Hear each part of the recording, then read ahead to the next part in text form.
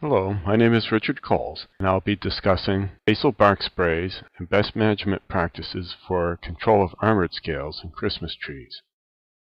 In this segment, I'll show how to set up a backpack sprayer for doing the basal sprays. I'll do a demonstration of spraying trees, and I'll go over best management practices for managing armored scales. I'm going to demonstrate how to set up a backpack sprayer. Backpack sprayers are made much more precise by the addition of controlled flow valves, which come in color coding to indicate the pressure that they are allowing through the nozzle. The yellow is probably the color that you would want to use. That allows 14 pounds per square inch. The red is 21 pounds per square inch. What you need to do is to take the wand and the existing spray nozzle and put the control flow valve directly between where the nozzle had been attached previously .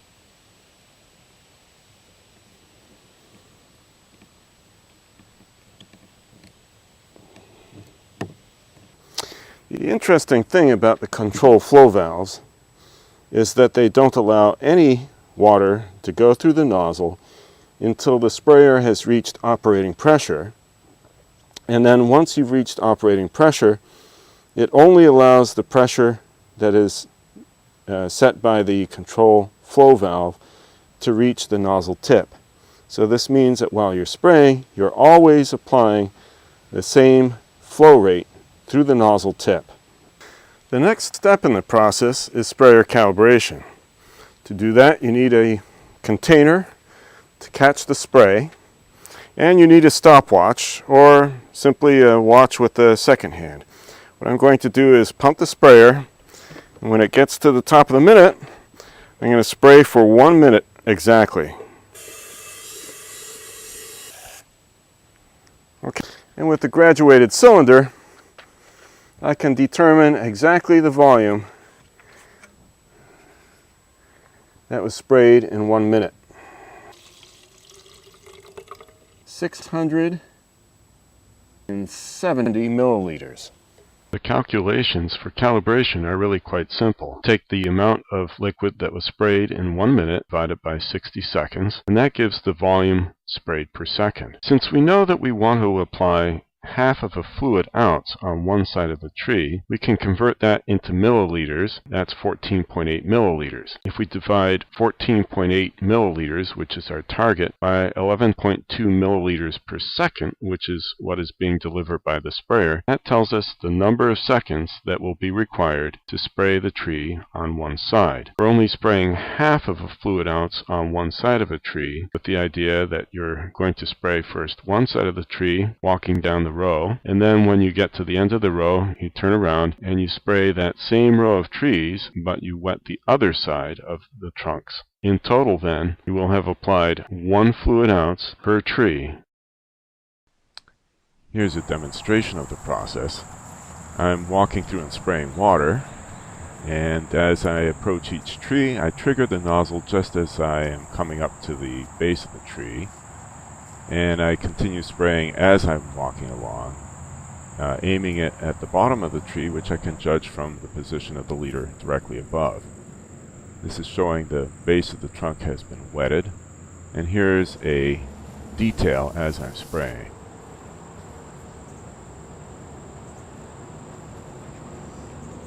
There are several cultural practices that are good Christmas tree growing practices anyway, that make basal spraying much easier. One of which is to basal prune small trees so that you're able to extend the spray wand close to the trunk of the tree. For a couple of reasons. One is so that when we spray the trees for base spraying, it's an easy access for the spray to penetrate into the tree. And the other reason is when the tree gets larger, when the customer comes to cut the tree down, they have a nice handle already set up for putting it into the tree stand. So Ruben, why don't you go ahead and show them how we do that?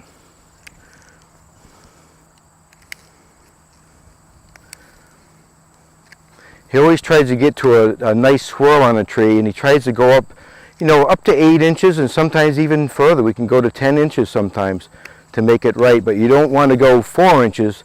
You want to go at least 7 to 8 inches when you're doing it. Makes good access for spray and for, you know, like I said, for setting the tree into a stand when you get done.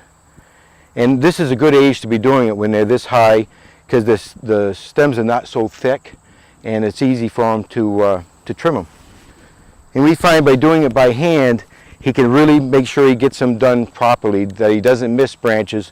If you miss any branches, in a few years you're going to see that one's going to fill in on the bottom and make it much more difficult to do it later on. You can see Ruben goes pretty fast with them. It's one of those things you don't want to do it all day long, but he'll go do this for a few hours, then he'll go spray and he'll go do whatever he has to do, mow, and it makes a good fill-in project. And we always want to get them done this time of year. There's a nice one to do, nice and full, and look at it when he gets done, how much better it looks.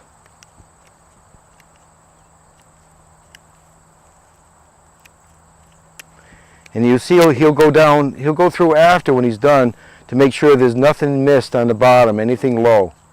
And he makes a nice even swirl, and then that tree is good. So much more easy to take care of. It's easier to mow. You can see the base of the tree.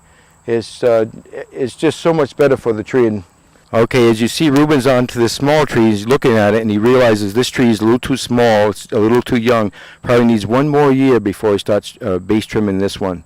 But if you look over to this large tree over here that Ruben's going to walk over and show you, this tree's been base trimmed you know, years ago when it was younger, and you can still, there's a nice handle on that tree. But if you were to try and base trim that tree now, the struggle you'd have to do to get inside of that tree to do it would be almost impossible. So that tree's been base trimmed a long time ago, and what happens, the trees fill out, and even though they fill out and you can't see the bottom, there's still a nice handle on that tree for the customers.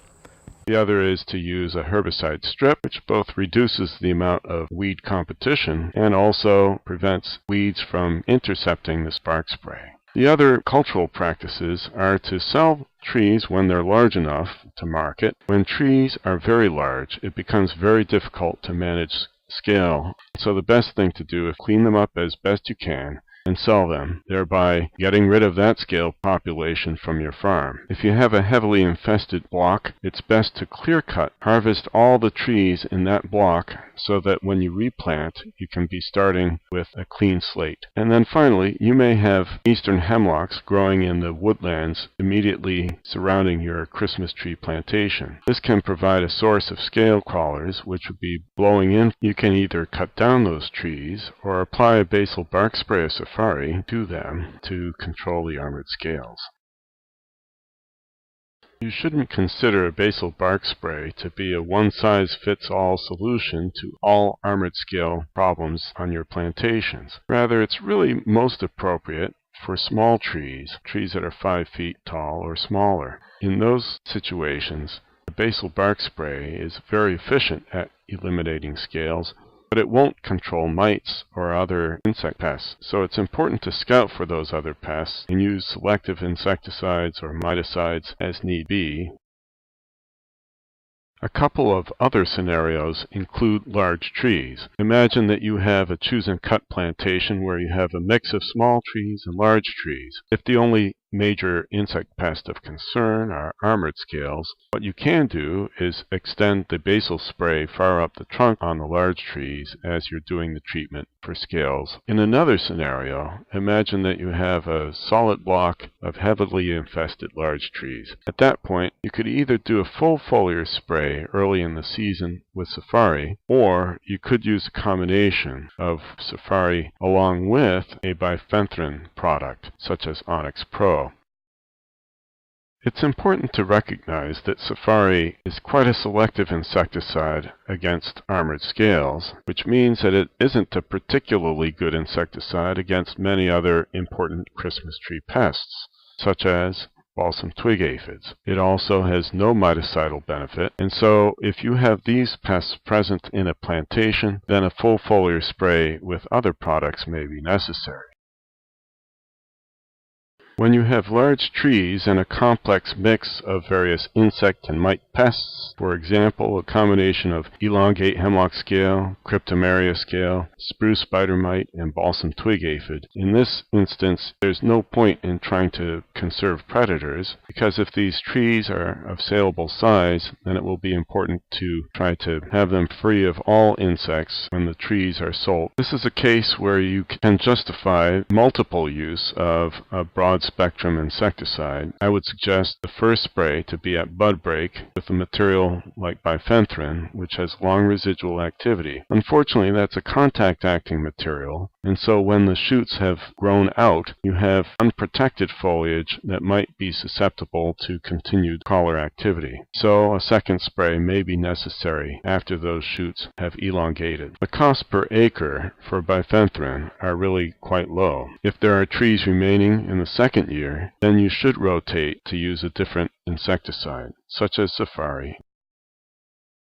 Customers aren't too happy when they bring trees into their house and various insects or mites or spiders come crawling off from the tree, which justifies use of a broad spectrum, long residual pyrethroid immediately prior to sale. In this image I show a tiny predator of spider mites called dusty wings. The larva, which you see on the left, is found during the growing season. They pupate within the tree, and about New Year's Day the adults emerge within people's houses.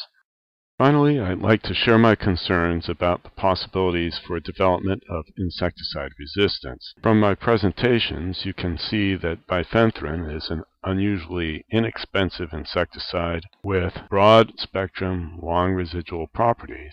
I don't want you to get the idea that that insecticide is suitable for repeated use in any but the last year before sale of the trees. When you use insecticides repeatedly, you're selecting very strongly for insecticide resistance. You should be aware of this phenomenon, and if the insecticide programs that I have set out for you have not been successful in suppressing scale populations, then it may be a good idea to do one of two different strategies to get the scale situation back on the right track. One of which is to use a combination of Safari and a bifenthrin product like Onyx Pro. The combination together could be effective against scale insects that may have incipient resistance to either one of these insecticides, because it would be unlikely for scale individuals to carry resistance traits to both of these insecticides at the same time. However, using the combination is expensive, and it's not an integrated pest management friendly strategy. If your spray programs are not working, another strategy would be to rotate to a different class of insecticides completely. For example, an insect growth regulator. There is one called Distance that's registered for use on Christmas trees and is quite good against armored scales.